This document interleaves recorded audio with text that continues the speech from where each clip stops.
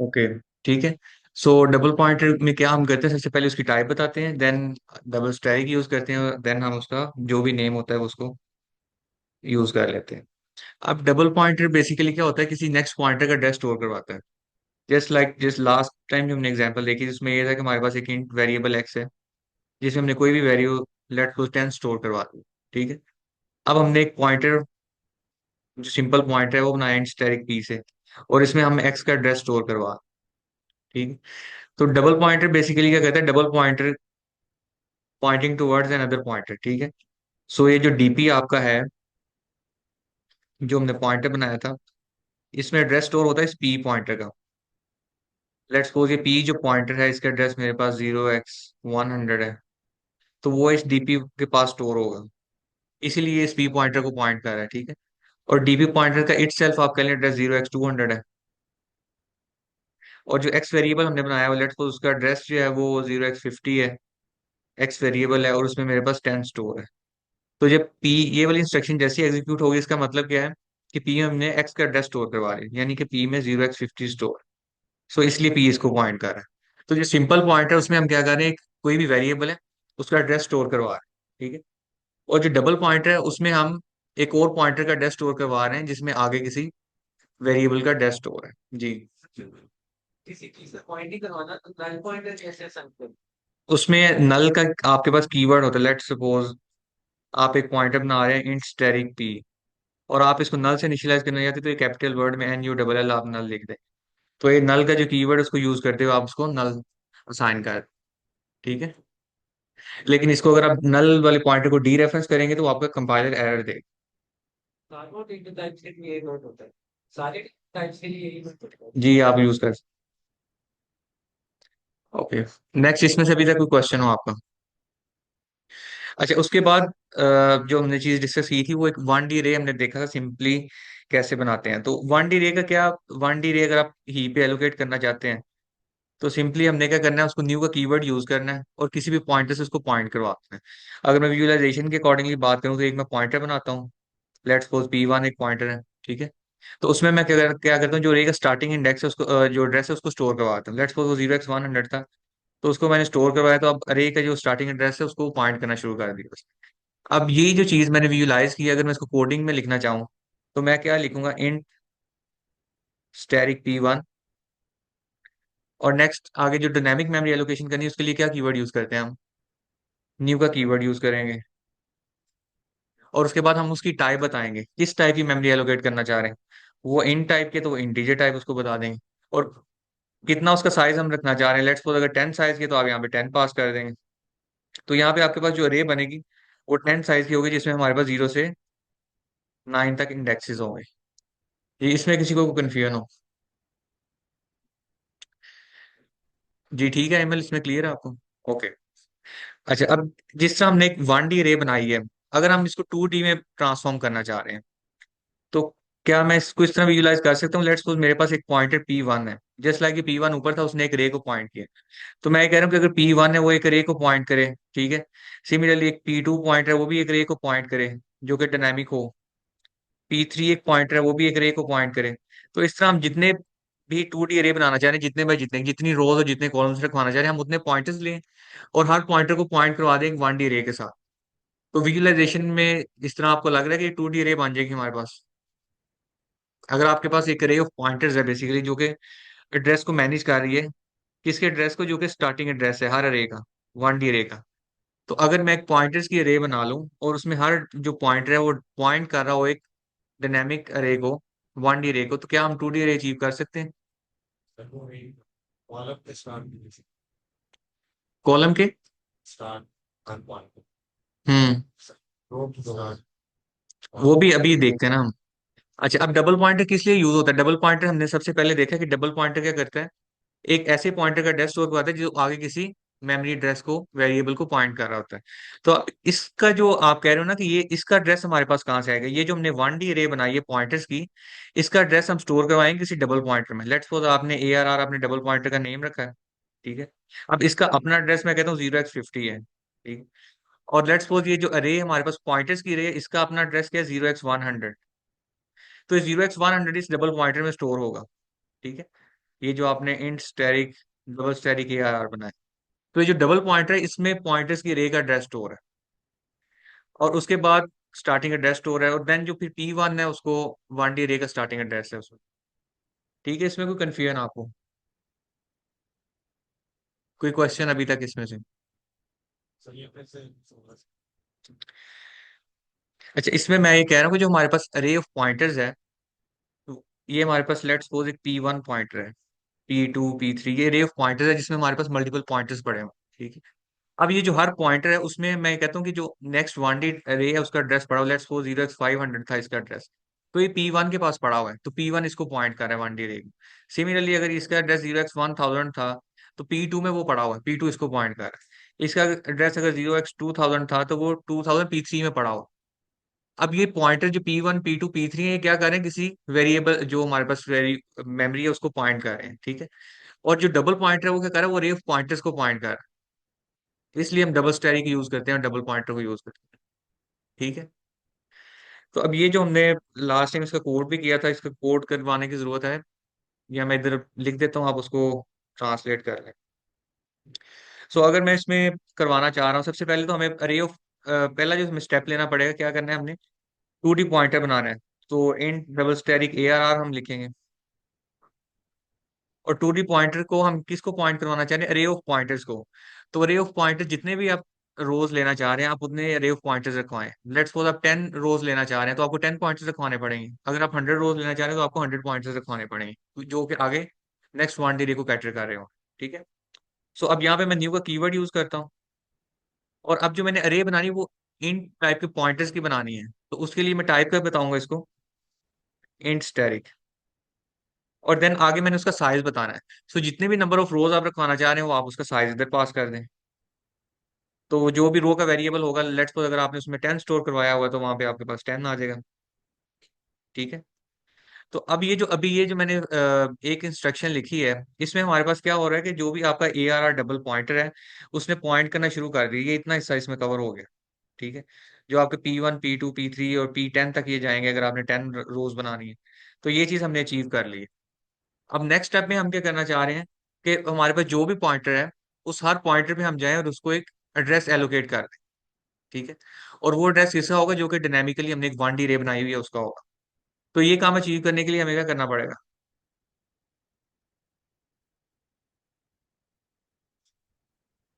जी, सो इसमें आप एक फॉर लूप लगाएं, और उसमें हम लेट्स सपोज कहते हैं I 0 से इनिशियलाइज होगा, और I is less than rows तक हम जाएंगे इसमें, और देन I++ हो जाएगा। और इसके बाद अब ये जो हम हर इंडेक्स पे जाएंगे, जो हर पॉइंटर पे हम जाएंगे, उसको हम क्या करें, 1D रे न्यू हीप पे एलोकेट कर रहे हैं। तो उसके लिए मैं ये कहता हूँ कि जो डबल पॉइंटर है उसमें मैं आई इंडेक्स पास करता हूँ, कि ये जो ARR जो डबल पॉइंटर है उसके ith इंडेक्स मतलब 0th इंडेक्स पे जाके मैं क्या करना चाह रहा हूँ, एक न्यू रे बनाना चाह रहा हूँ। तो न्यू रे बनाने के लिए हम न्यू का कीवर्ड यूज करते हैं। देन किस टाइप की मेमोरी एलोकेट करना चाह रहे हैं, इन टाइप की, तो इंट लिखेंगे यहाँ पे। और देन हम जितने भी कॉलम्स क्रिएट करना चाह रहे हैं, अगर आप 10 कॉलम्स क्रिएट करना चाह रहे हैं, 20 करना चाह रहे हैं, 100 करना चाह रहे हैं, तो उसके अकॉर्डिंगली आप एक वेरिएबल यूज कर लें कॉलम्स का, और उसको आप यूज कर लें इधर। उसको जब आप पास करेंगे तो उतने कॉलम्स क्रिएट हो। सो अभी जब आई की वैल्यू 0 होगी, तो फर्स्ट आइटरेशन में आपकी ये 1D रे ये कनेक्शन बन जाएगा। जब आई की वैल्यू 1 होगी, तो फिर आपका सेकंड पॉइंटर को एड्रेस एलोकेट हो जाएगा, और आपकी रे बन जाएगी हीप पे। ठीक है, और इसी तरह थर्ड बन जाएगी। इसमें कोई कंफ्यूजन आपको, इसमें कोई क्वेश्चन आपका या कोई कंफ्यूजन? सर ये प्रॉब्लम करता है।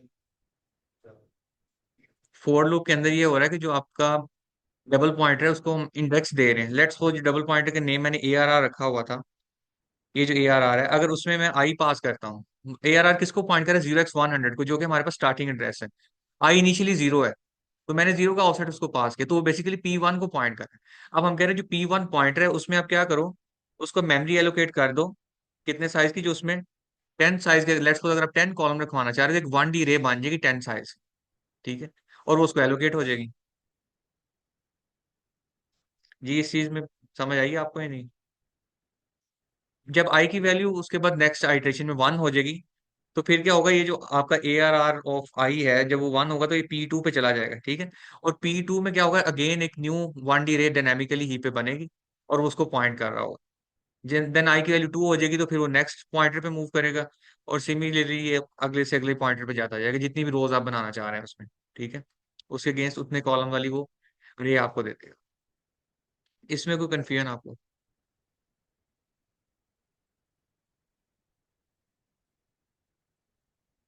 ओके, सो अब जब हमारे पास ये रोज भी क्रिएट हो गई हैं, अब हमारे पास एक 2D स्ट्रक्चर बन चुका है कम्प्लीटली मैप में। तो लास्ट क्लास में हमने उसको फिल किया था और देन फिर उसको डिलीट किया था। फिलिंग का तो आपको पता है कि हम नेस्टेड लूप 2 लगाएंगे। ठीक है, और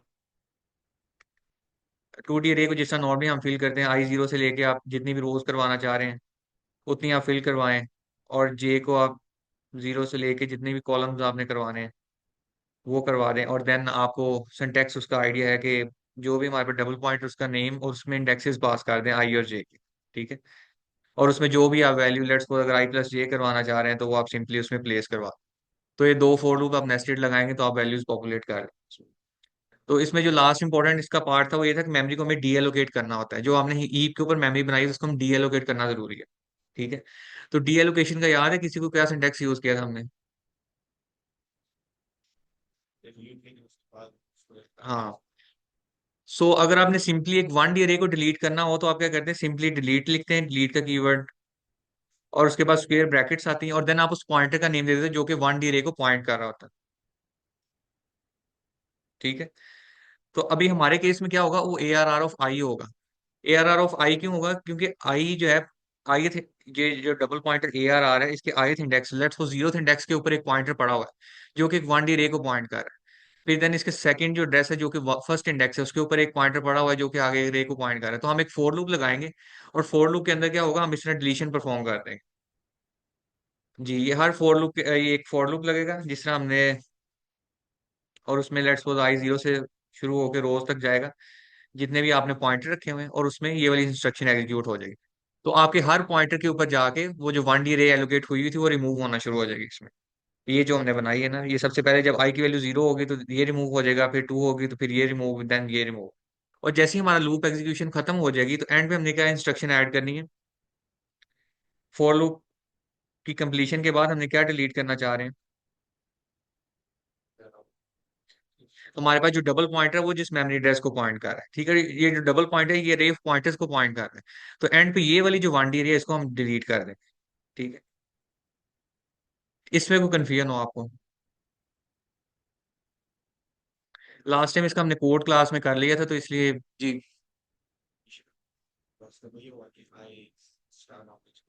जी जी, बिल्कुल, क्योंकि हम हर पॉइंटर पे जाकर उसको डिलीट कर रहे हैं। ठीक है, तो एक ये जो कंफ्यूजन है कि डिलीट जब हम लिखते हैं डिलीट के साथ स्क्वायर ब्रैकेट्स लगाते हैं और आगे हम जो भी उसको नेम देते हैं, तो बेसिकली जो पॉइंटर, अगर मैंने लिखा है डिलीट और ये पी लिख दिया लेट्स सपोज, और पी मेरे पास क्या है कि एक ऐसा पॉइंटर है इंट स्टैटिक पी जो कि किसी अरे को पॉइंट कर रहा है, जो कोई डायनेमिक रे है जिसका एड्रेस 0x100 है। तो डिलीट पी जब हम लिखते हैं इसका मतलब ये कि पी जिस मेमोरी हीप में जिस मेमोरी एड्रेस को पॉइंट करे उसको हमने डिलीट कर रहे हैं, पी को हम डिलीट नहीं करते। ये मैं बार बार आपको बता रहा हूँ कि पी डिलीट नहीं होता, पी जिस मेमोरी एड्रेस को पॉइंट कर रहा होता है वो डिलीट होता है।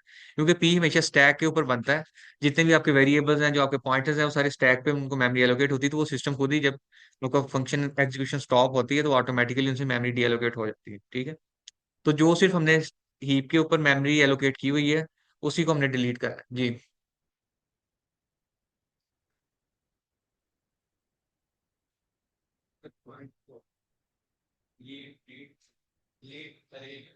अगर आप अरे ऑफ पॉइंटर्स को डिलीट करोगे ना, उसमें होगा क्या कि आपके पास पॉइंटर्स में जो भी एड्रेसेस पड़े हुए हैं आपके पास नेक्स्ट 1D रेज के, वो सारे आपके पास वो नहीं रहेंगे।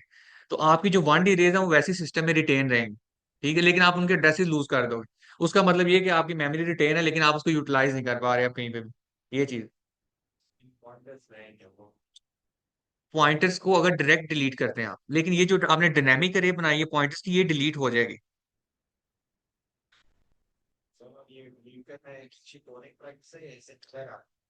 नहीं, एक्चुअली ये होता है कि जब आप हीप के ऊपर मेमोरी एलोकेट करते हैं तो अगर आपको ऐसा प्रोग्राम लिख देते हैं जिसमें हीप पे बार बार मेमोरी एलोकेट हो ही जा रही हो, आप उसको डी एलोकेट नहीं कर रहे, तो ऑब्वियसली बात है एट द एंड आपका वो क्रैश कर जाएगा प्रोग्राम। ठीक है, तो उसको डी एलोकेशन करनी होती है। वैसे ये जो मॉडर्न आपके ऑपरेटिंग सिस्टम है इसमें अगर आपका प्रोग्राम टर्मिनेट कर दिया तो ऑटोमेटिकली रिसोर्सेज वापस ले लेता है।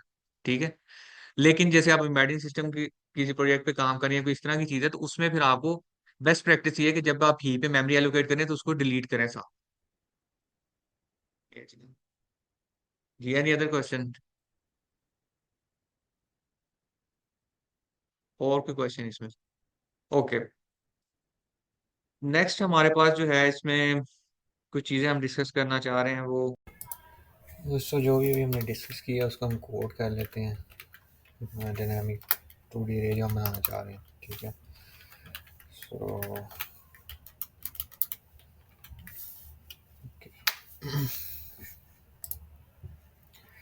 तो सबसे पहले हमने देखा कि हम कितने बाय कितने की रो और उसका जो है ना वो हम रो कॉलम्स डिफाइन कर देते हैं। लेट्स सपोज मैं 5x5 बनाना चाह रहा हूँ 2D डायनामिक रे।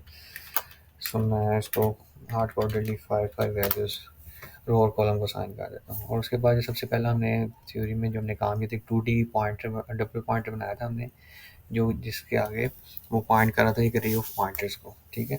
सो int double stack A R R एक डबल पॉइंटर बना रहा हूँ मैं, और ये आगे पॉइंट कर रहे हैं कि रे ऑफ पॉइंटर्स को। सो न्यू के थ्रू हम इसको मेमोरी एलोकेट करेंगे डायनामिकली, और इसकी टाइप बताएंगे। टाइप है इंट स्टैटिक, क्योंकि ये रे ऑफ पॉइंटर्स है तो इसलिए हमने इसकी इंट स्टैटिक टाइप बता दी।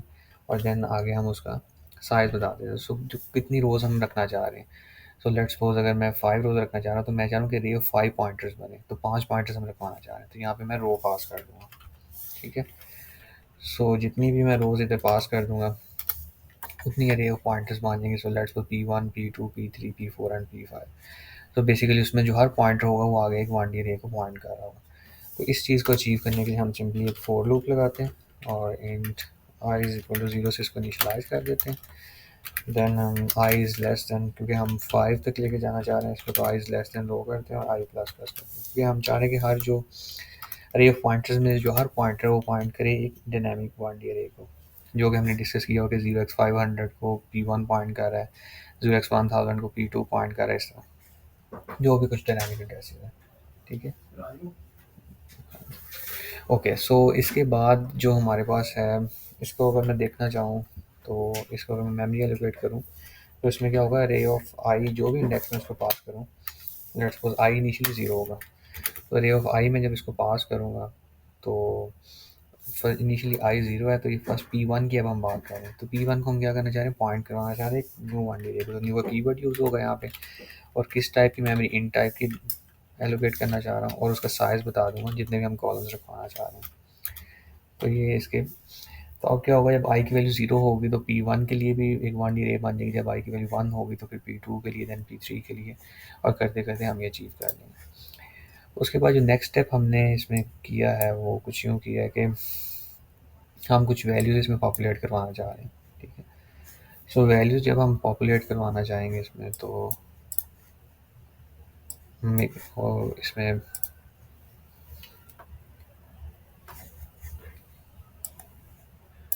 जब हम वैल्यूज़ पॉपुलेट करवाना चाह रहे हैं तो हम एक नेस्टेड फॉर लूप यूज़ किया था हमने, ठीक है। सो वो हम कुछ रैंडम वैल्यूज़ इसमें रखवा लेते हैं। तो सबसे पहले जो हमारा नेस्टेड फॉर लूप है उसमें int I is equal to 0 से हम इसको स्टार्ट करते हैं, और then I is less than rows होगा और आई प्लस प्लस होगा, और देन जिस जिस तरह सिंपल हम 2D एरिया में वैल्यूज फिल करवाते हैं वैसे इसमें करवा देंगे, और जे इज लेस देन कॉलम्स हो जाएगा, और देन जे प्लस प्लस, ओके। और वैल्यू जो हम साइन करना चाह रहे हैं डबल पॉइंटर का नेम, उसमें ith इंडेक्स का मतलब ये कि हम किस पॉइंटर के ऊपर, ये जो हमारी अरे ऑफ पॉइंटर्स है, ये जो हमने P1 P2 P3 बनाया हुआ है, अरे ऑफ आई का मतलब ये कि इनिशियली आई 0 है, तो P1 की बात होगी, और उसमें हम जे जे भी जब 0 होगा तो हम P1 जिसको पॉइंट कर रहे हैं उस एड्रेस में 0th मेमोरी लोकेशन की हम बात कर रहे हैं, ठीक है। तो इस पर हम कहते हैं सिंपली हम आई प्लस जे रुकवाना चाह रहे हैं। तो जैसे जैसे आई और जे की वैल्यू इंक्रीमेंट होगी तो वो चेंज होती जाएंगे, हमारी 2D रे फिल हो जाएगी। उसके बाद नेक्स्ट स्टेप में हम ये करना चाह रहे हैं कि 2D रे जो हमने फिल की है वैल्यूज उनको प्रिंट करवा लेते हैं। तो प्रिंट करवाने के लिए भी सेम नेस्टेड फॉर लूप भी यूज़ होगा, लेकिन सिंपली हम रे ऑफ आई जे के साथ सी आउट यूज़ कर लेते हैं, ओके। और इसमें हम हर एलिमेंट के बाद स्पेस भी ऐड कर देते हैं, ठीक है। और जैसे ही एक रो कंप्लीट हो तो उसके बाद एंड लाइन भी यूज़ कर देते हैं। तो इसमें हमारे पास ये प्रिंटिंग का भी कवर हो जाएगा। देन जब हमने प्रिंट करवा दिया उसको, तो अब हम डायनेमिक मेमोरी को डी एलोकेट भी करेंगे, ठीक है, क्योंकि हमने जो भी मेमोरी यूज़ की है, 2D अरे बनाई हमने, थ्योरेटिकली भी देखा, ठीक है, उसके बाद वैल्यूज़ फिल करवा रही हैं, प्रिंटिंग के लिए उसको देख लेंगे और देन हम उसको डिलीट करवाएंगे। तो डिलीट भी हमने डिस्कस किया होगा, रो बाय रो इसको हमें पहले डिलीट करना पड़ेगा। तो उसके लिए हम सिंपल जो एक फॉर लूप जिसे हमने अरे की क्रिएशन के लिए यूज़ किया था, उसी फॉर लूप को यूज़ करते हैं, ठीक है, और उसको यूज़ करते हुए हम इसको डिलीट करवा लेते हैं। तो अगर इसमें मैं डिलीट का कीवर्ड यूज़ करना चाह रहा हूँ तो डिलीट करेंगे हम इसको। और आगे हमें पता है जब हम पॉइंटर को डिलीट करवाते हैं, जो भी पॉइंटर जिस मेमोरी एड्रेस को पॉइंट कर रहा है उसको अगर हमने अरे को डिलीट करवाना है तो डिलीट के बाद हम स्क्वायर ब्रैकेट्स यूज़ करते हैं। तो अब इसमें क्या होगा, जो भी अरे ऑफ आई है, जो कि आई की वैल्यू इनिशियली ज़ीरो होगी, तो जो P1 पॉइंटर होगा बेसिकली, जो कि अरे ऑफ आई है, वो उसके केस जो भी रे होगी वो डिलीट हो जाएगी। फिर जब आई की वैल्यू 1 हो जाएगी यहाँ पे इंक्रीमेंट होगा, तो जिस तरह P2 एक पॉइंटर 1D रे को पॉइंट कर रहा है, तो रे ऑफ 1 में हम इस सेकंड नंबर वाली 1D रे को डिलीट कर देंगे, इसी तरह सो ऑन ये डिलीट करते जाएगा। तो जैसे ये कंप्लीट डिलीशन हो जाएगी उसके बाद हम इस रे ऑफ पॉइंटर्स को डिलीट करते हैं, ठीक है। तो उसको डिलीट करने के लिए हम अगेन डिलीट का कीवर्ड यूज़ करेंगे और देन हम डबल पॉइंटर का नेम साथ यूज़ करेंगे। तो ये डबल पॉइंटर ARR जिस मेमोरी एड्रेस को पॉइंट कर रहा होगा वो कि हमारे पास अरे ऑफ पॉइंटर्स है, तो उसको हम डिलीट कर देंगे इस तरह। तो इसको अब एग्जीक्यूट करके देख लेते हैं।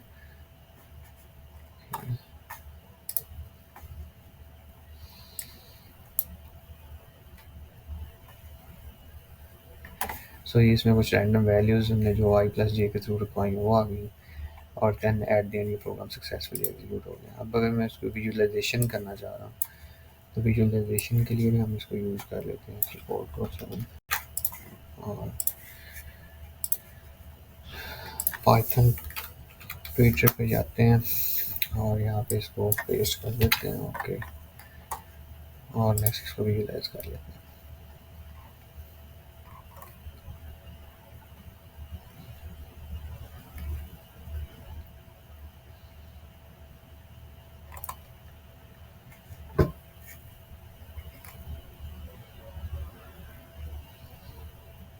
ओके, सब जैसे ही हमारा मेन के अंदर हम गए हैं तो जो मेमोरी एलोकेट हो चुकी है रो और कॉलम को, जो कि हमारी वेरिएबल सिर्फ पॉइंटर को भी, जो कि स्टैक के ऊपर मेमोरी इनको एलोकेट हो चुकी है।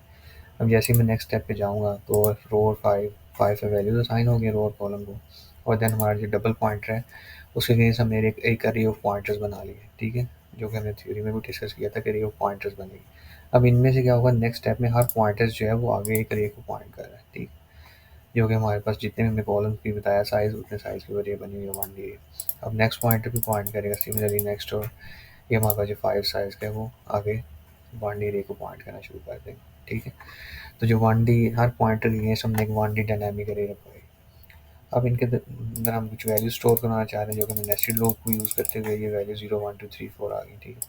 तो इनको जैसे ही हम आगे मूव ऑन करेंगे तो ये सारी वैल्यूज इसमें स्टोर हो जाएंगी नेस्टेड फॉर लूप के थ्रू। अब जैसे ही ये फॉर लूप कंप्लीट होगा तो नेक्स्ट जो हमने फंक्शन लिखा हुआ है वो प्रिंटिंग का लिखा हुआ है, ठीक है। तो हम ये प्रिंट वाली सी आउट वाली इंस्ट्रक्शन में जैसे ही जाएंगे तो ये ऊपर वैल्यूज भी प्रिंट होना शुरू होगी। सो प्रिंटिंग के बाद जैसे ही हम इसमें प्रिंटिंग कंप्लीट करके डिलीट वाले फंक्शन में जाएंगे तो ये स्टेप बाय स्टेप इसको, ओके, ये अब सारी हमारी है। यहाँ पे हमारे पास जो है वो कंप्लीट सारी है 2D रे।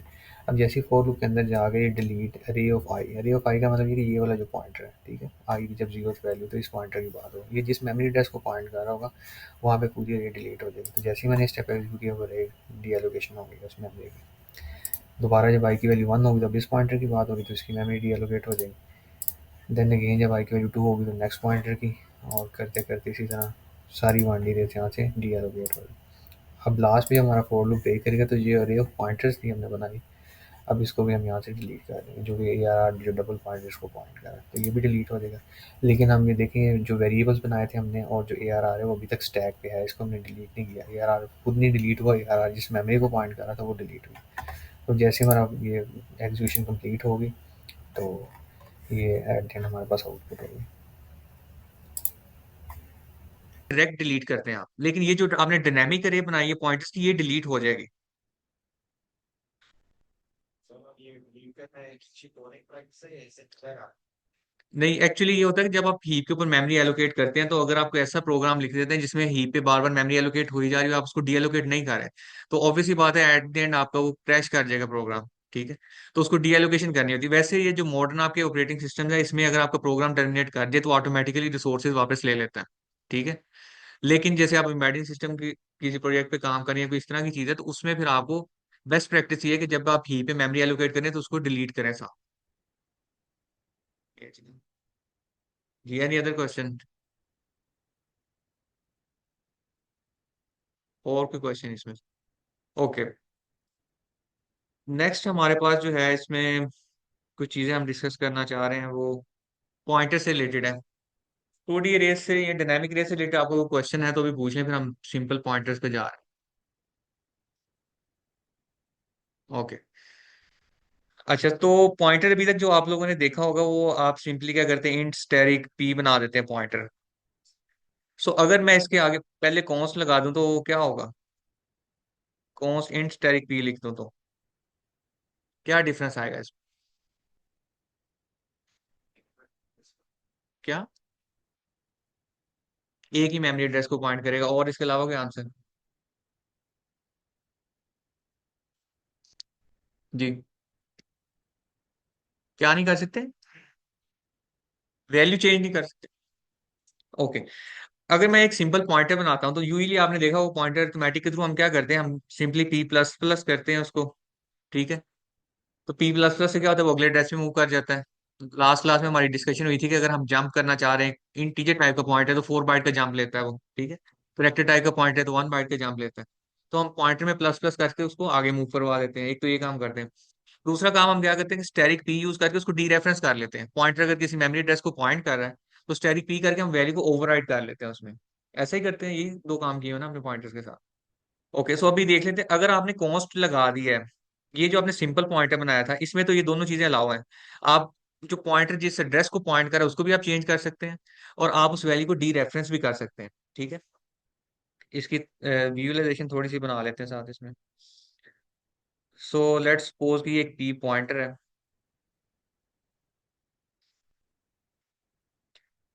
और ये पॉइंट कर रहा है एक्स, एक वेरिएबल है उसको, जिसका एड्रेस 0x50 है, और पी में 0x50 पड़ा हुआ है। पी का अपना एड्रेस 0x100। तो इसका मतलब ये कि पी इसको पॉइंट कर रहा है। तो जो हमारा सिंपल पॉइंटर है, अगर मैं उसमें प्लस प्लस करता हूँ तो क्या होगा, जो आपका पी है जो है वो 0x100 था, तो वो 4 बाइट का जंप एक 104 पे चला जाएगा। ठीक है, तो इसमें ये चीज अलाउ है अगर आप सिंपल पॉइंटर बना रहे हैं। और अगर आप asterisk P is equal to कर देते हैं, लेट्स सपोज 20 कर देते हैं, तो यहाँ पे क्या होगा, एक्स में क्या आ जाएगा? अगर आप पी को डी रेफरेंस कर देते तो क्या होगा एक्स में? एक्स में 10 की जगह 20 आ जाएगा। ठीक है, इसमें कोई कंफ्यूजन तो नहीं है? ओके, अब एक्स में 20 आ जाएगा। ये दोनों काम हम अचीव कर सकते हैं, ये जो सिंपल हमने पॉइंटर बनाया इंट स्टैरिक पी के साथ। लेकिन जब आप कॉन्स्ट इंट स्टैरिक पी पे जाते हैं तो इसमें क्या होता है, ये pointer to a constant memory है। एक ऐसा पॉइंटर है जो किसी कांस्टेंट मेमोरी को पॉइंट कर रहा है। ठीक है, अब इसमें क्या होगा, इसमें आपको जो स्टैरिक पी है वो अलाउ नहीं होगा। स्टैरिक पी का मतलब ये है कि आप एक कांस्टेंट मेमोरी को पॉइंट कर रहे हैं। अगर आप स्टैरिक पी करके इसको चेंज करना चाहेंगे, लेट्स सपोज अगर आपने कांस्टेंट पी बनाया हुआ है और अब आप स्टैरिक पी यूज करते हैं, उसको डी रेफरेंस करके आप कहते हैं कि नहीं, मैंने वैल्यू जो 20 है उसको मैंने 30 करना है, और आपने पॉइंटर बनाया कॉन्स्ट इन टाइप का, तो ये आपको अलाउ नहीं करेगा, ये एरर आ जाएगा। ठीक है, ये कंपाइलर आपको इसका एरर देगा। लेकिन अगर मैं कहता हूँ कि पी प्लस प्लस आप करना चाहते हैं, तो पी प्लस प्लस का मतलब है कि आप पॉइंटर का एड्रेस चेंज करना चाह रहे हैं। पॉइंटर अगर पहले 0x100 को पॉइंट कर रहा, तो आप कह रहे हैं पी प्लस प्लस का मतलब है कि किसी अगले एड्रेस को 104 को पॉइंट करते हो। तो ये पॉसिबल अलाउ करेगा या नहीं करेगा? जी, एनी आंसर? नहीं करेगा, और इसके अलावा कोई? जी, इसके अलावा कोई आंसर? जी, कर देगा जी, बिल्कुल ये कर देगा, ये इसको अलाउ कर देगा। उसकी रीजन ये है कि हमने पॉइंटर टू कांस्टेंट मेमोरी बनाया है। ठीक है, पॉइंटर टू कांस्ट इंट है, पॉइंटर अपना एड्रेस चेंज कर सकता है, लेकिन जिस एड्रेस को वो पॉइंट कर रहा होगा उसकी वैल्यू को वो चेंज नहीं कर सकता। ये भी देखते हैं, इसमें कोई कंफ्यूजन तो नहीं है आप लोगों को? ठीक है, मतलब जैसे अगर किसी और अगर ये लेट सपोज ये 0x100 इसका अपना एड्रेस था पी का, अगर मैं पी प्लस प्लस करूंगा तो ये 4 बाइट का जंप लेगा, अगर 4 बाइट, अगर इसका 4 बाइट है तो ये 0x104 पे चला जाएगा, अगली मेमोरी पे चला जाएगा। तो ये पॉसिबल है इस केस में। लेकिन जिस मेमोरी एड्रेस को ये पॉइंट करे वो कांस्टेंट है, उसकी वैल्यू को आप डी रेफरेंस करके चेंज नहीं कर सकते, वहां पे एरर आ जाएगा। ठीक है, इन दोनों पॉइंट्स का डिफरेंस आपको पता चला है, इसमें कोई कंफ्यूजन हो? ओके। नेक्स्ट हमारे पास जो टाइप है वो है इंट, स्टेरिक और कॉन्स्ट पी। ठीक है। सो अगर आप, ये क्या है, ये constant pointer to integer memory है। ठीक है। अब इसमें क्या होगा, ये कांस्टेंट पॉइंटर है, कांस्टेंट पॉइंटर का मतलब ये है कि पी प्लस प्लस अगर आप करेंगे तो वो इसमें अलाउ नहीं है। अगर आप पॉइंटर की वैल्यू को चेंज करना चाह रहे हैं वो अलाउ नहीं है इसमें। ठीक है। तो इसमें पी प्लस प्लस वाला ऑपरेशन आपको अलाउ नहीं करेगा, लेकिन अगर आप उसको डी रेफरेंस करना चाह रहे हैं, वैल्यू चेंज करना चाह रहे हैं, तो क्योंकि मेमोरी हमारी कांस्टेंट नहीं है तो इसलिए वो काम हो जाएगा। ठीक है। इसमें अगर आप पॉइंटर को डी रेफरेंस करके स्टैटिक पी करके इक्वल टू, अगर आप 30 40 जो भी वैल्यू चेंज करना चाहते हैं वो हो जाएगा, लेकिन पी का जो एड्रेस है वो आप चेंज नहीं कर सकते। इसमें कोई कंफ्यूजन? और जो लास्ट है इसमें वो है कि const int, static const P. तो अब हमारे पास कांस्टेंट पॉइंटर है जो कि कांस्टेंट मेमोरी को पॉइंट कर रहा है, तो इस केस में क्या होगा, इस केस में ना आप पी प्लस प्लस कर सकते हैं और ना ही आप स्टैटिक पी उसको डी रेफरेंस कर सकते हैं। ठीक है। तो ये एमसीक्यू के पॉइंट ऑफ व्यू से कुछ इंपॉर्टेंट चीजें हैं जिन आपको पता होना चाहिए कि कॉन्स्ट का क्या लिमिटेशन है, किस तरह वर्क करता है, शुरू में आएगा तो क्या होगा, बाद में आएगा तो क्या होगा।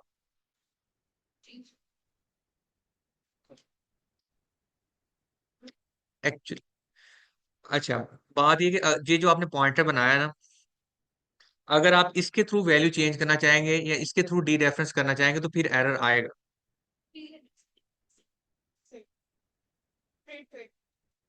हाँ वो हो जाएगा। नहीं, डी रेफरेंस नहीं, वैल्यू जब आप चेंज करेंगे उस पॉइंटर के थ्रू, उस पॉइंटर को डी रेफरेंस करके जब वैल्यू चेंज करेंगे तब एरर आएगा उसको, क्योंकि आप वैल्यू चेंज नहीं कर सकते। प्रिंटिंग आप करा सकते हैं। अभी हम वो स्टेटस डिस्कस, आप जरा मुझे प्रॉब्लम बताएं, मैं इधर बनाता हूँ एक रियल, लेट्स सपोज मेरे पास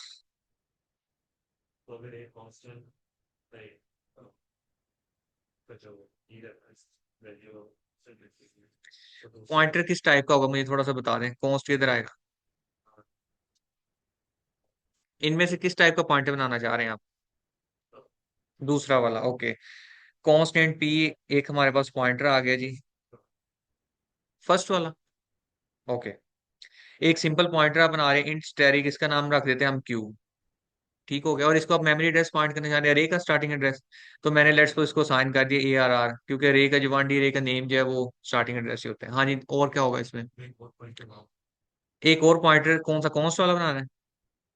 ठीक है, कॉन्स्ट बना रही है हमने, कॉन्स्ट इंट स्टैटिक पी बना रही है जी, इसको हम क्या साइन करवाना चाह रहे हैं? सेम ARR साइन कर रहे हैं।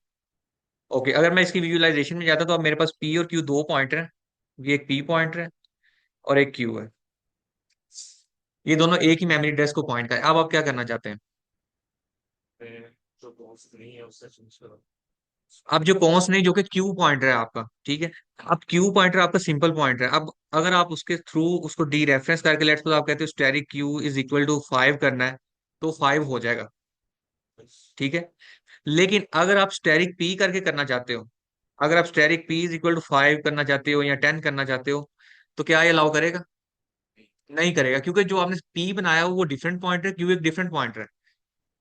सी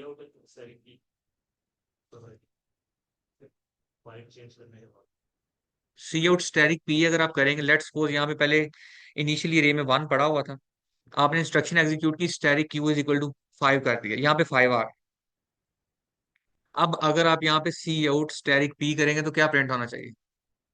यहाँ पे 5 प्रिंट होगा, क्योंकि क्यू आपने सिंपल पॉइंटर बनाया है और पी आपने डिफरेंट पॉइंटर बनाया है। ये आपने डिसाइड किया है कि पी जो है वो कांस्टेंट रहेगा, उसके थ्रू मैंने मेमोरी को चेंज नहीं होने देना। लेकिन आपने डिसाइड किया कि क्यू के थ्रू मैं चेंज भी करवा सकता हूँ, क्यू को मैं ओवरराइड भी कर सकता हूँ, और क्यू के थ्रू मैं डी रेफरेंस करके वैल्यू भी चेंज करा सकता हूँ। ये चीज है जी, इसके अलावा और कोई सिनेरियो?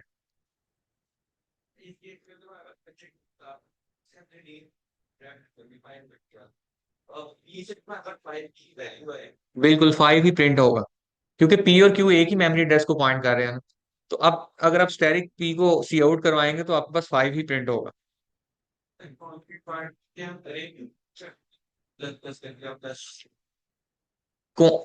किस टाइप का पॉइंटर बनाना चाह रहे हैं आप?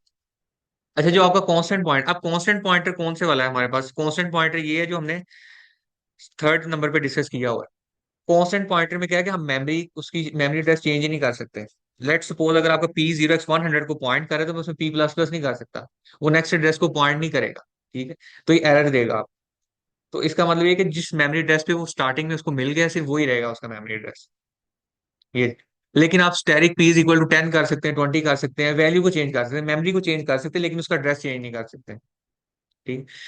अच्छा, अब ये जो हमारे पास सेकंड टाइप का जो पॉइंटर, लेट्स सपोज मैं ये कहता हूँ कि ये फर्स्ट टाइप का पॉइंटर था जो सिंपल है, देन सेकंड टाइप, थर्ड और फोर्थ।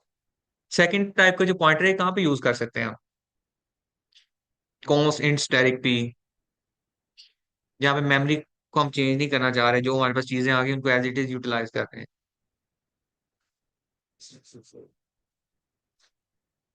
इसको आप प्रिंट के फंक्शन में यूज कर सकते हैं। ठीक है, क्योंकि प्रिंट में हमने सिंपली प्रिंटिंग करवानी होती है, हमने वैल्यूज को मॉडिफाई नहीं करना होता।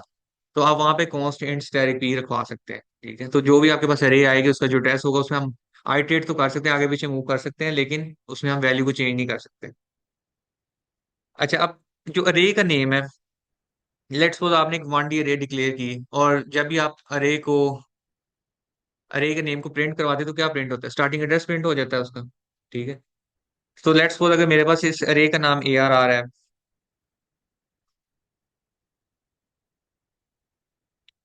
और अगर मैं करता हूँ सी आउट AR,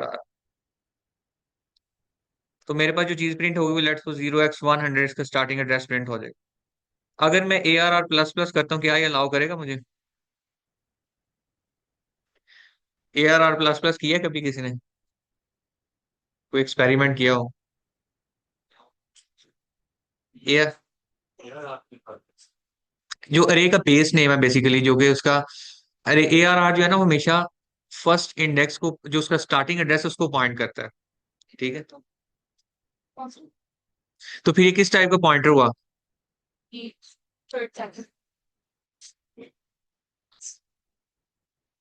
अगर AR जो अरे का नेम है हम उसको चेंज नहीं कर सकते, चेंज नहीं करने का मतलब है कि उसको नेक्स्ट एड्रेस पे मूव नहीं कर सकते हम।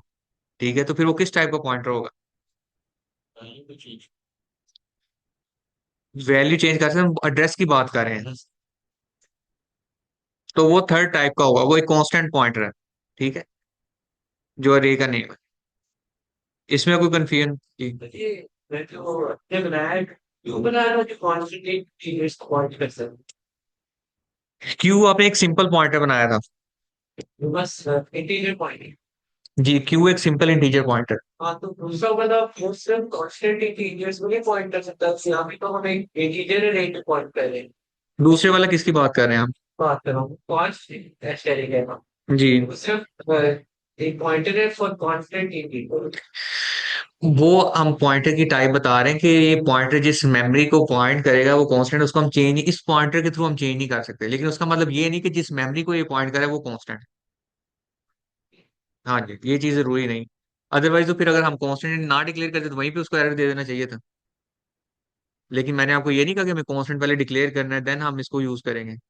ठीक है, मैंने ये बताया कि अगर आप कॉन्स्ट पहले यूज कर लेते तो pointed to a constant memory. ठीक है, pointed to a constant memory का मतलब ये है कि हम जिस मेमोरी को पॉइंट करेंगे उस पॉइंटर के थ्रू, सिर्फ उस स्पेसिफिक पॉइंटर के थ्रू, हम उसको चेंज नहीं कर सकते उसकी वैल्यू। तो उधर एक लेकिन के नाम से बस इंटीजर है। आप मुझे सिनेरियो लिखवा दें तो मैं उसको डिस्कस कर देता।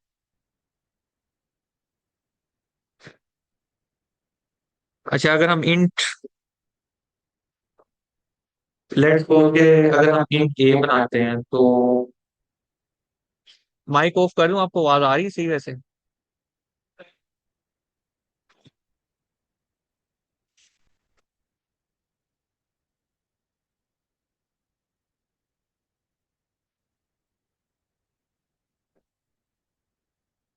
अच्छा, अगर हम बनाते हैं कि, अब मुझे जरा सिनेरियो बताएं आप। ए क्या बनाना है? बस ये नेशनलाइजमेंट है। ओके।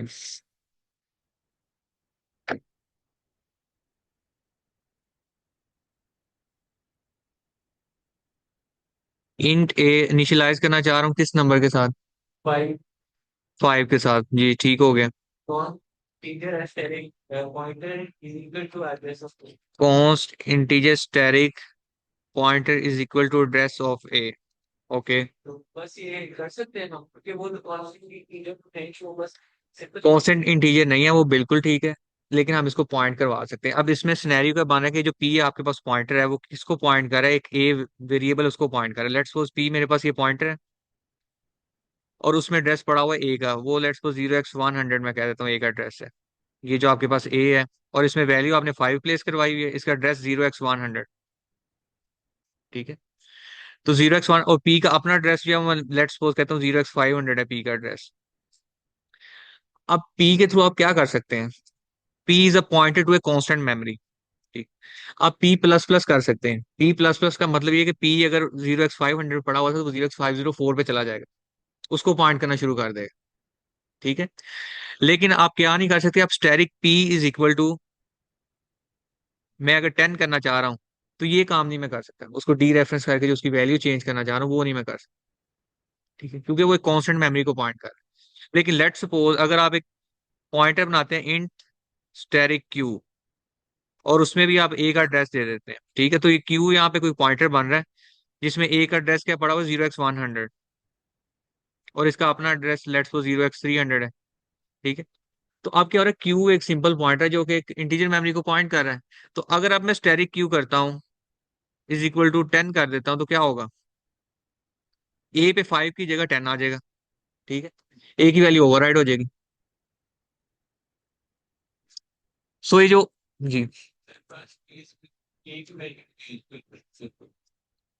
एक कर सकते हैं। अगर ये ए इक्वल्स टू, इक्वल्स 10 करते हैं इक्वल आप ए इक्वल्स टू 10 करना चाह रहे हैं तो 10 कर देते हैं, उसको 10 से इनिशियलाइज कर देते हैं। कहीं फ्राइड से ठीक है, उसके बाद के बाद एक कुछ करते हैं। ए इज इक्वल टू 10 आप करेंगे, ये बिल्कुल ठीक है, इसमें कोई मसला नहीं है। क्योंकि आपने जो इंटीजर ए बनाया है, एक वेरिएबल बनाया है, वो कांस्टेंट नहीं है, वो तो सिंपल इंटीजर है। उसको 5 करें, 10 करें, 20 करें, उस पर कोई एरर नहीं आएगा। सिर्फ पॉइंटर की बात करें कि पॉइंटर आपने किस टाइप का बनाया है। कॉन्स्ट इंट स्टैटिक बनाया है, इंट स्टैटिक कॉन्स्ट बनाया है, कि कॉन्स्ट और इंट स्टैटिक कॉन्स्ट बनाया है। ठीक है। या सिंपल बनाया है। तो ये चीज सिर्फ पॉइंटर के ऊपर बेस कर रही है। अब मैंने आपके सामने दो पॉइंटर बनाए, पी और क्यू। ठीक है। और क्यू के थ्रू हम वैल्यू चेंज कर रहे हैं लेकिन पी के थ्रू नहीं कर पा रहे, क्योंकि हमने पॉइंटर को बताया कि आप क्या कर सकते हो क्या नहीं कर सकते। वो उसकी टाइप में हमने डिफाइन कर दी है कि कौन सा टाइप का है या नहीं। ठीक। जी, एनी अदर क्वेश्चन?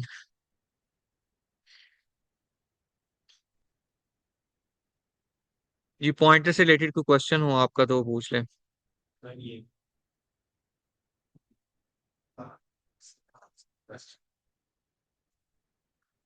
2D से क्या करना चाह रहे हैं आप? अच्छा, 2D से अगर आप 1D में जाना चाह रहे हैं लेट्स सपोज, तो किस तरह जाएंगे? जो आपके पास 2D अरे जो आप विजुलाइज करते हैं उसको, जो आपने स्टैटिक अरे बनाई हुई है 2D, वो कुछ इस तरह विजुलाइज करते हैं आप कि उसमें आपके पास रोज होती हैं और कॉलम्स होते हैं। ठीक है। लेट्स सपोज ये जीरोथ रो है, ये फर्स्ट रो सेकंड रो है, ये जीरोथ कॉलम है, first column, second column, third column है। ठीक है। तो ये हमारे पास कितने बाय कितने की है? 3 रोज एंड 4 कॉलम्स हैं इसमें, तो 3/4 की हुई ना ये। लेट्स सपोज अगर इसका नेम AR आ रहा है तो ये 3 और 4 इसमें हमारे पास होगा ना इसका। 3 रोज एंड 4 कॉलम है। ठीक है। अब लेट्स सपोज अगर इसके इंडेक्सेस का मुझे पता है, मैं कहता हूँ यहाँ पे एक इंडेक्स है 2,2, इसको मैं 1D, क्योंकि हमें पता है कि मेमोरी में ये जो 2D है ये रो मेजर ऑर्डर में पड़ी होती है और 1D फॉर्म में पड़ी होती है। ठीक है। सो जीरो से इंडेक्सिंग स्टार्ट होती है और जितने भी इसमें एलिमेंट है लेट्स गो 3 रोज और 4 कॉलम, 12 वैल्यूज हैं, तो 0 से लेके 11 तक इंडेक्सेस होंगे 2D अरे के। ठीक है। तो अब अगर मैं इसको 2D के, मेरे पास अगर कोई इंडेक्सेस मुझे मिल जाए तो मैं उसको 1D में कन्वर्ट करना चाह रहा हूँ, तो उसका हम प्रोग्राम लिखना चाह रहे हैं। इसके लिए जरा आप लोग ट्राई करें। एक क्वेश्चन मैं आप लोगों के सामने रीड करता हूँ, मल्टी डायमेंशनल रे और पॉइंटर से रिलेटेड है। You are given a 2D array of integers. तो इसमें हमारे पास 3 rows एंड 4 columns हैं। Where element are initialized as follows. तो हमने एक स्टैटिक अरे बनाई, उसमें हमने वैल्यूज भी बता दी हैं उसको, ठीक है। Write a C++ program that print all the element of the 2D array using pointer arithmetic instead of. अच्छा, ये और क्वेश्चन है, मैं जो क्वेश्चन कह रहा हूँ वो ये वाला है। अच्छा, इसमें हमारे पास एक 2D array और हम उसका 1D इंडेक्स चेक करना चाह रहे हैं। सो लेट्स सपोज ये आपके पास 3/4 की एक 2D array है।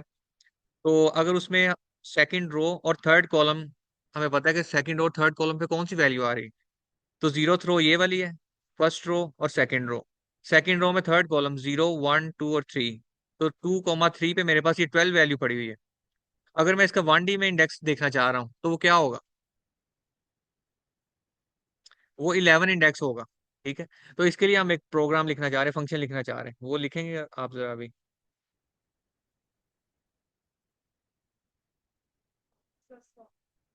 हम्म।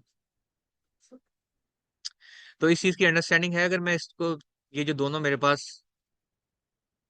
आपके पास 2D array में जो भी इंडेक्सेस हैं, एक्स रो का और कॉलम का, ठीक है। अगर मैं उसको 1D में चेक करना चाहता हूँ उसका इंडेक्स, तो किस तरह कन्वर्ट करेंगे हम। वो ठीक है, आपने ठीक बता दिया किसी और से पूछ रहा हूँ। जी।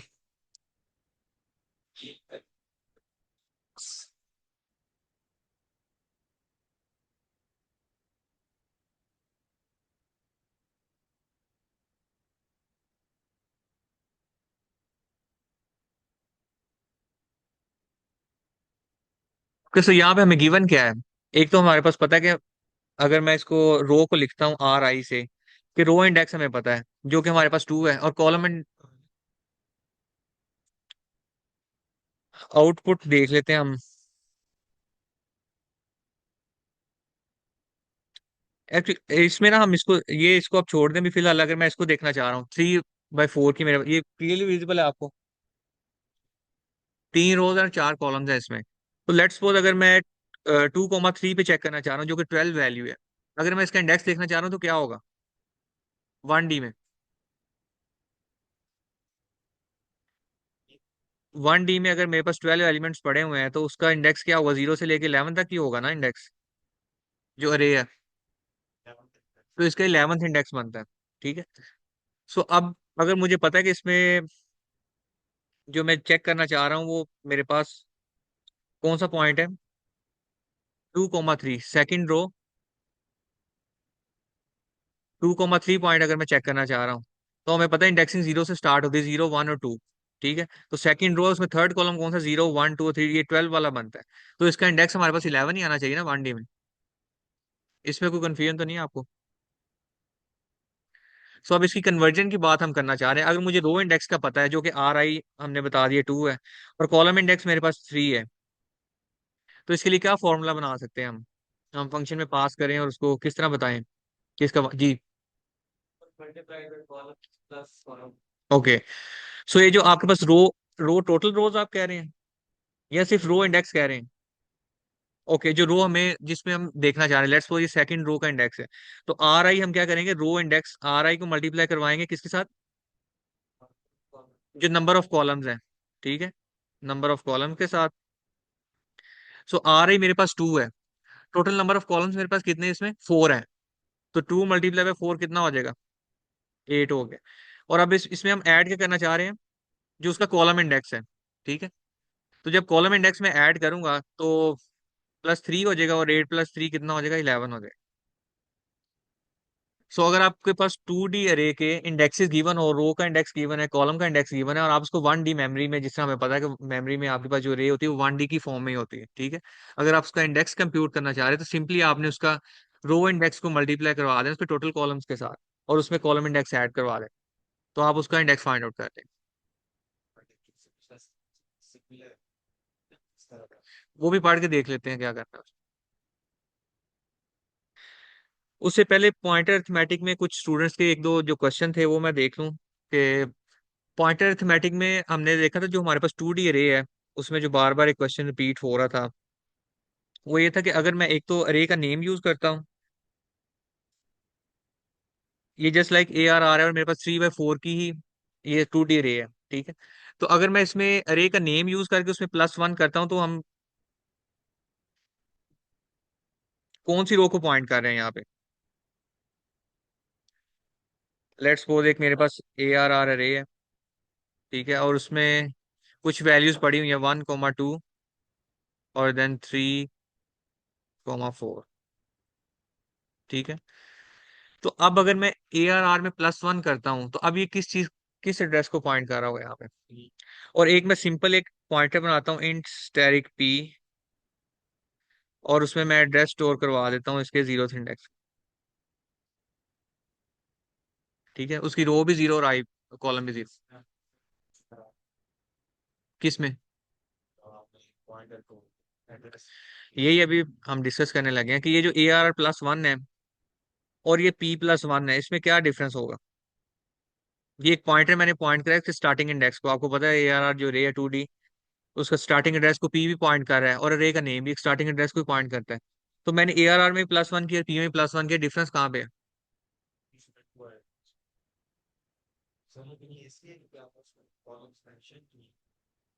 किसमें? नहीं, हम उस टेक्निकल, वो तो ठीक है, कॉलम हम मेंशन कर देते हैं, तो वैसे थ्योरेटिकली हम डिस्कस कर रहे हैं कि हमारे पास दो रोज हैं, दो ही कॉलम्स हैं। तो अगर मैं अरे के नेम में +1 करता हूँ और एक पॉइंटर जो कि स्टार्टिंग एड्रेस था उसमें +1 करता हूँ, तो डिफरेंस क्या होगा दोनों में? ओके, और सिंपल पॉइंटर में? हाँ जी, कोई और स्टूडेंट?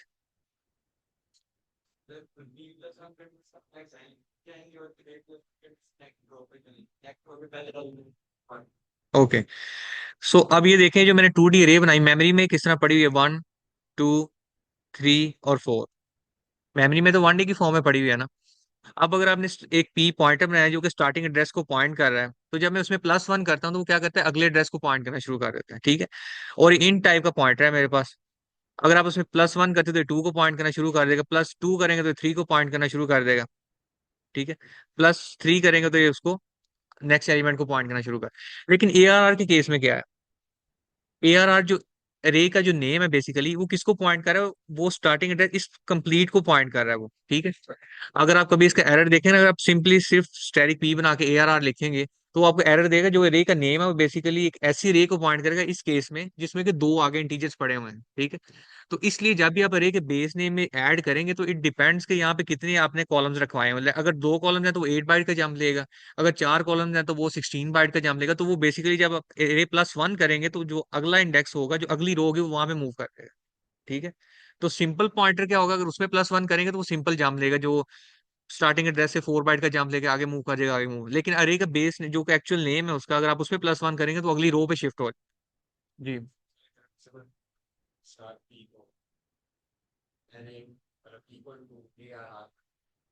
तो वो आपको एरर देगा, वो आपको कहेगा कि आप अरे एक ऐसा पॉइंटर है जो कि आगे, अगर इस केस में हम देखें तो वो दो एलिमेंट्स आगे इंटीजर एलिमेंट्स पड़े हैं उनको पॉइंट कर रहे हैं, ठीक है। अगर आप सिंपली यहाँ पे हम स्पेसिफाई कर रहे हैं कि जो अरे का 0, 0 जो उसके 0th रो पे 0th एलिमेंट पड़ा हुआ है, 0th इंडेक्स पे, उसका हम एड्रेस दे रहे हैं P को, ठीक है। तो एक एलिमेंट का एड्रेस दे रहे हैं ना हम। लेकिन अगर मैं डायरेक्ट ARR लिखता हूँ 2D रे के केस में, 1D रे में ये बिल्कुल वैलिड है, इंट स्टैटिक वी लिखें, ARR लिखें, अगर 1D रे है तो आपको बिल्कुल चलेगा। लेकिन 2D रे के केस में वो आपको एरर देगा कि आपके जो ARR है वो बेसिकली पॉइंट कर रहा है, ये जो आपकी फर्स्ट रो के जितने भी एलिमेंट्स हैं उन पूरी रे को पॉइंट कर रहा है। इसलिए जब हम ARR में +1 करते हैं तो वो आपकी नेक्स्ट रो पे मूव कर जाता है, वो जंप भी फिर उतने बाइट का लेता है। अगर यहाँ पे 4 वैल्यूज पड़ी होंगी तो 16 बाइट का जंप लेगा, अभी 2 वैल्यूज पड़ी तो 8 बाइट का जंप लेके अगली रो पे मूव कर जाएगा। जी बिल्कुल, बिल्कुल। इसकी आप प्रैक्टिस वगैरह करें, फिर अगर कोई क्वेश्चंस होंगे तो वो फिर आप उसको मुझसे पूछ लीजिएगा, ठीक है।